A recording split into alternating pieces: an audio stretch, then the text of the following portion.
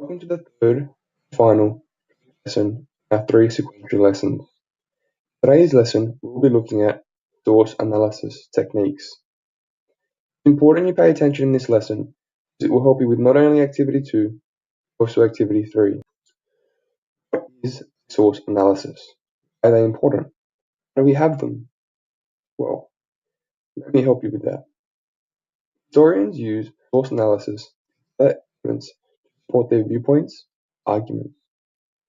In doing so, historians must ask themselves 6 important questions.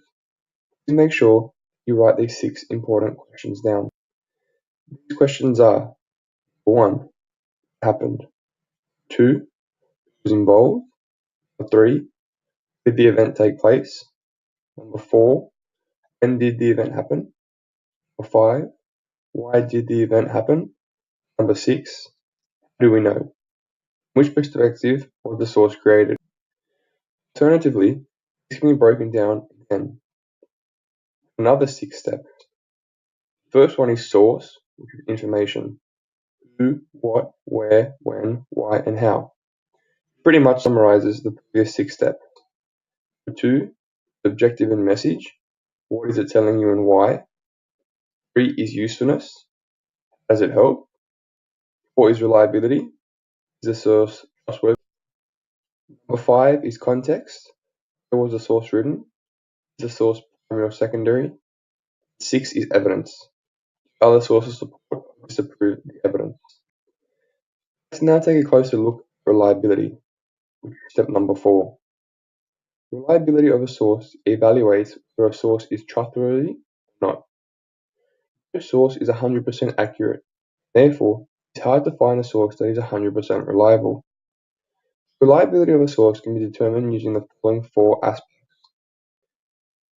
Determine the creator of the source, was present at time of the event. If the creator of the source is highly educated. If the source can be backed up by another source. And the purpose of the source is to provide facts rather than opinions about the topic. The degree of reliability is seen below in the scale, showing a source which is extremely reliable to a source which is not reliable at all. Spend a minute and look over this, as this will help you determine the degree of reliability. Now, can anyone state the difference between a primary and secondary source? Take a second and see what you can come up with.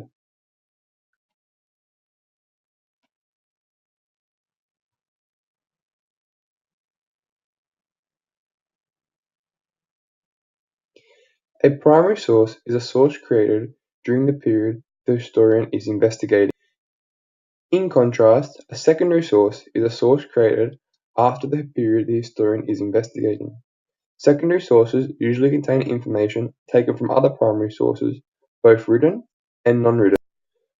Looking at the example below, try to test your knowledge and determine if the book is a primary or secondary source, or the letter is a primary or secondary source. State why you believe so. The letter is in fact a primary source, as it was written during World War I period and was written by an Australian civilian who was expressing his desire to help the Australian Army defeat the German threat. In contrast, the book is a secondary source because it was published in 2018.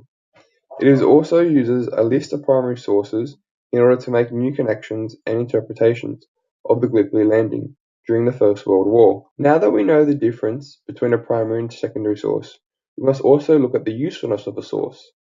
As a historian, you need to understand the accuracy and reliability of a source, which ultimately determines the usefulness of the source being investigated or used to make a point. One question you as a historian should always ask is, if the source provides accurate information about the topic or issue being studied. Primary sources sometimes lack hindsight, the ability to understand a historical event after it occurred. Due to the primary source being written during a period of the historical event, it can be subjective or biased. If a historian bases their research solely on a primary source's interpretation, it may end up being biased. If it's biased, it means that it takes the viewpoint of a certain person without considering others. On the flip side, secondary sources have access to additional information about the historical event being studied in comparison to primary sources. If a secondary source is biased, it can still be deemed useful, as it can show the political or ideological perspectives of the writer upheld during the period. Now that you have listened to these videos, you are ready to complete the activities in class.